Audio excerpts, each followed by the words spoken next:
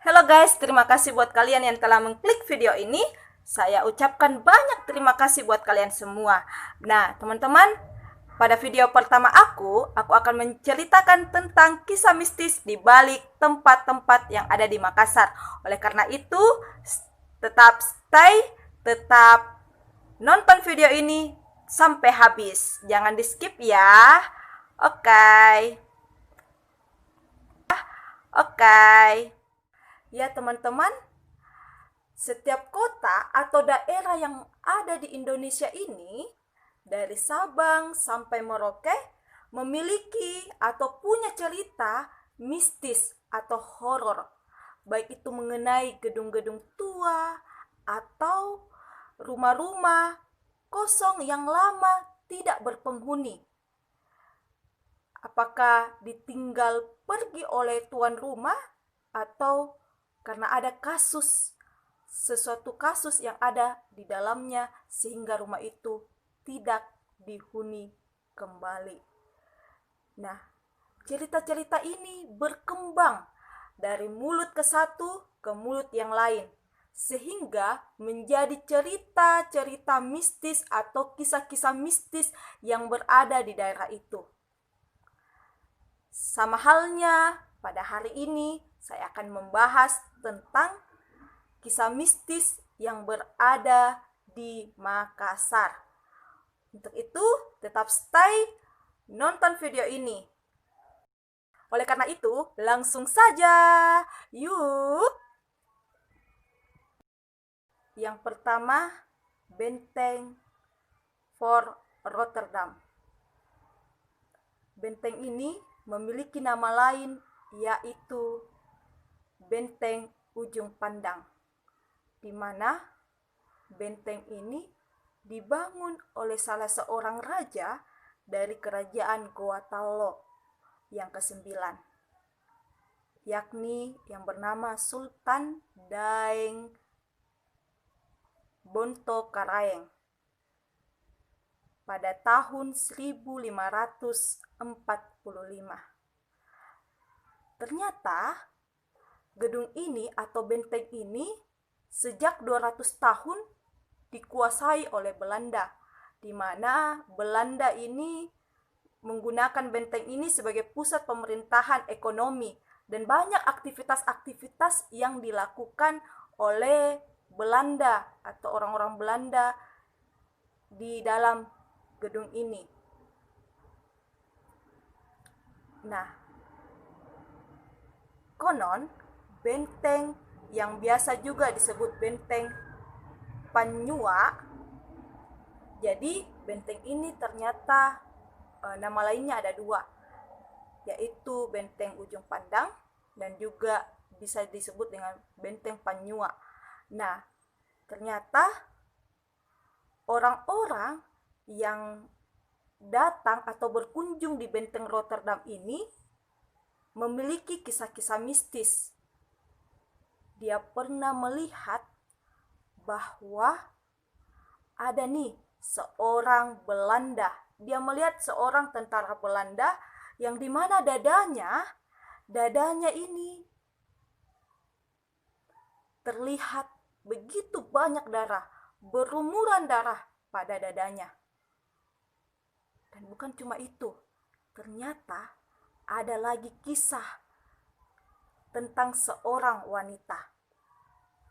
Nah, wanita ini, teman-teman, bernama Sumiati. Wanita ini adalah perempuan yang diperkosa oleh beberapa pria, di mana pria-pria ini memperkosa si Sumiati, sehingga Sumiati ini sangat stres. Yalah, stres. Masa tidak diperkosa? Dan karena dia stres, akhirnya stresnya itu meningkat menjadi frustasi. Sumiati menjadi frustasi, akhirnya dia pun berniat membunuh dirinya dengan cara menggantungkan diri di sekitaran gedung ini, yaitu di dekat sekitaran benteng Rotterdam ini. Dan alhasil dia pun meninggal di situ. Dan konon sesuai dengan cerita yang saya dapatkan, yang saya searching di Google, di mana ternyata beberapa pria yang memperkosa itu, salah seorang itu memakai baju merah. Berkunjung ke benteng Rotterdam ini, yaitu seorang pria tidak dianjurkan untuk memakai baju merah.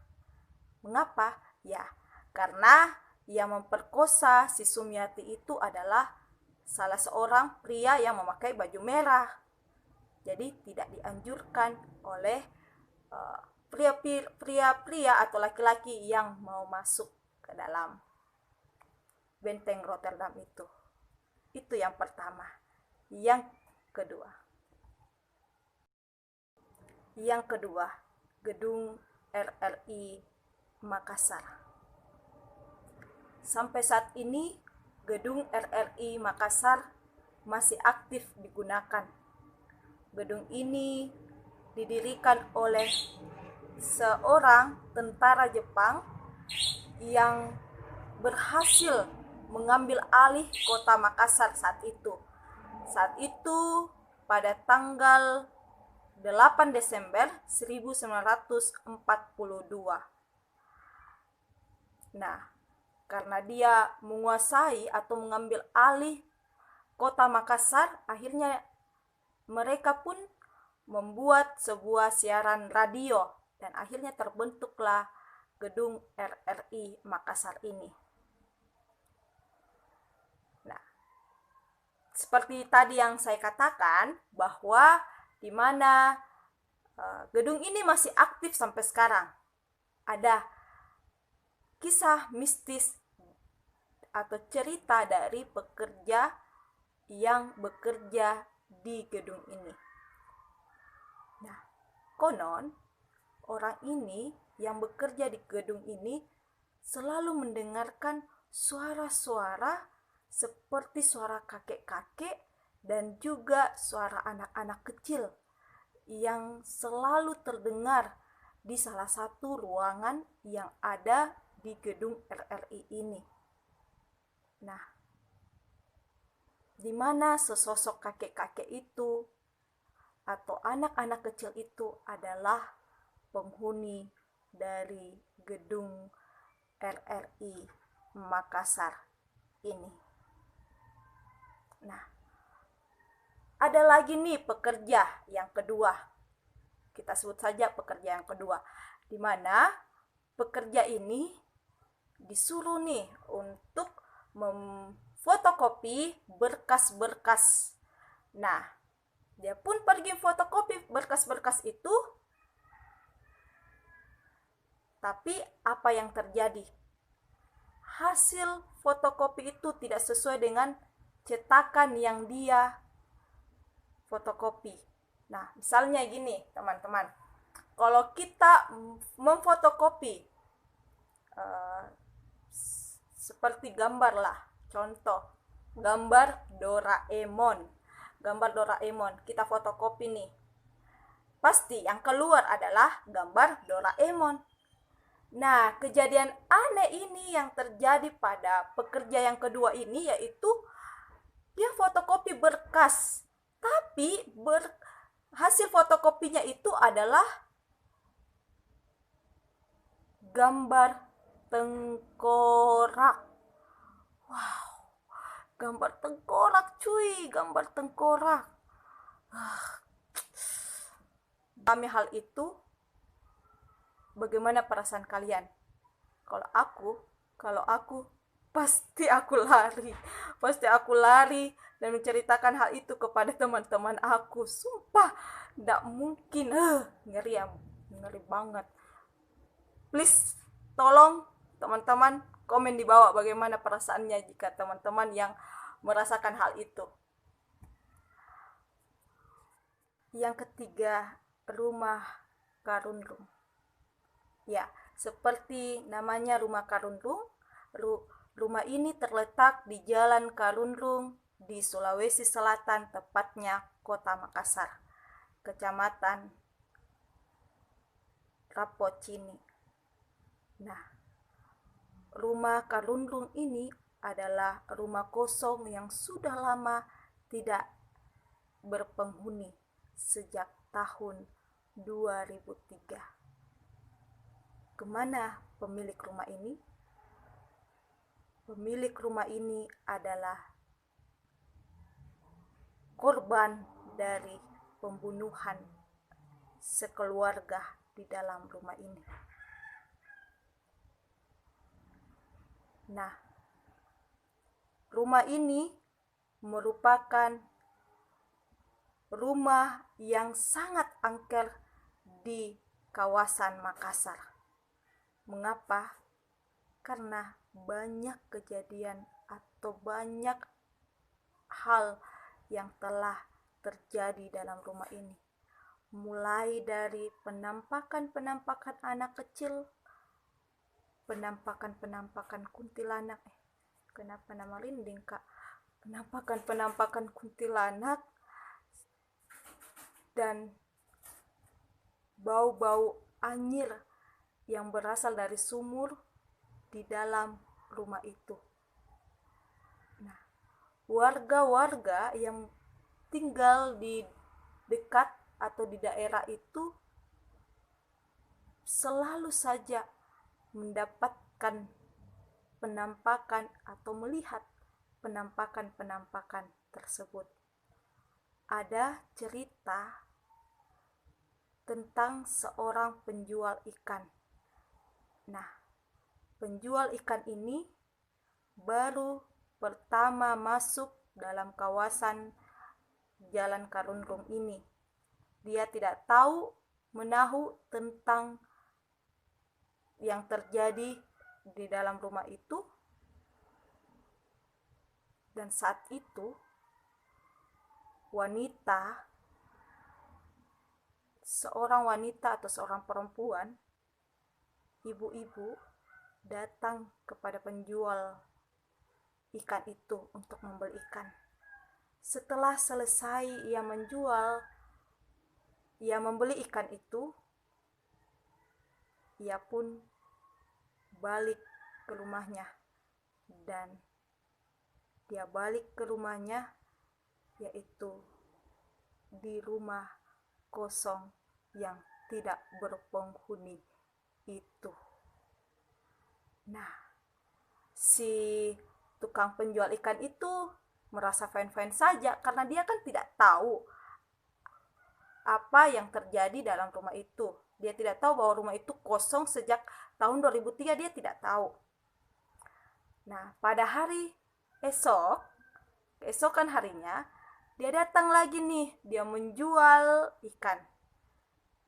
Nah, akhirnya yang terjadi, warga-warga di sekitar rumah itu menceritakan hal itu, bahwa rumah itu telah kosong sejak tahun 2003 oleh karena pembunuhan sekeluarga. Mendengar hal itu, pasti si tukang ikan itu, penjual ikan itu pasti kaget, sekaget-kagetnya.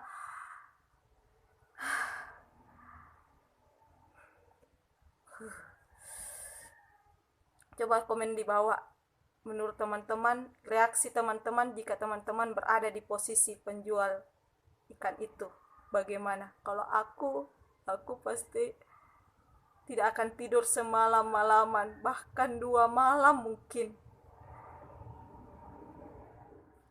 Yang keempat adalah Rumah Sakit Umum Labuang Baji.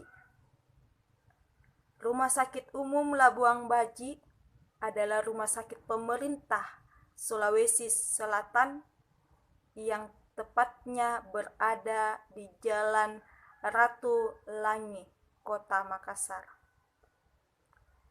Rumah sakit ini dikenal di kalangan masyarakat Makassar sebagai rumah sakit yang angker. Mengapa? makhluk-makhluk halus yang ada di rumah sakit ini sering saja menghantui para pasien-pasien, bahkan para pembesuk atau pengunjung-pengunjung rumah sakit.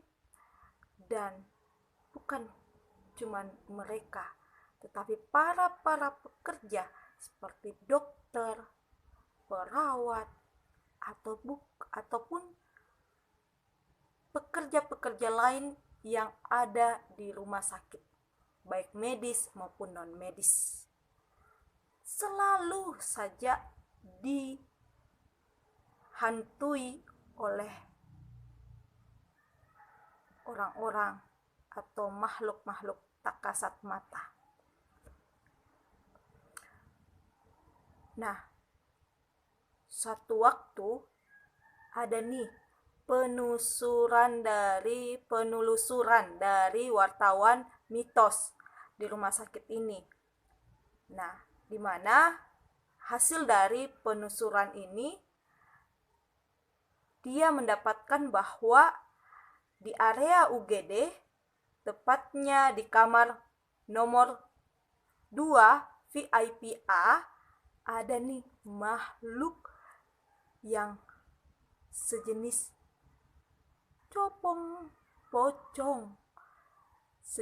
pocong di tempat itu. Nah, akhirnya mereka pun mau mencari tahu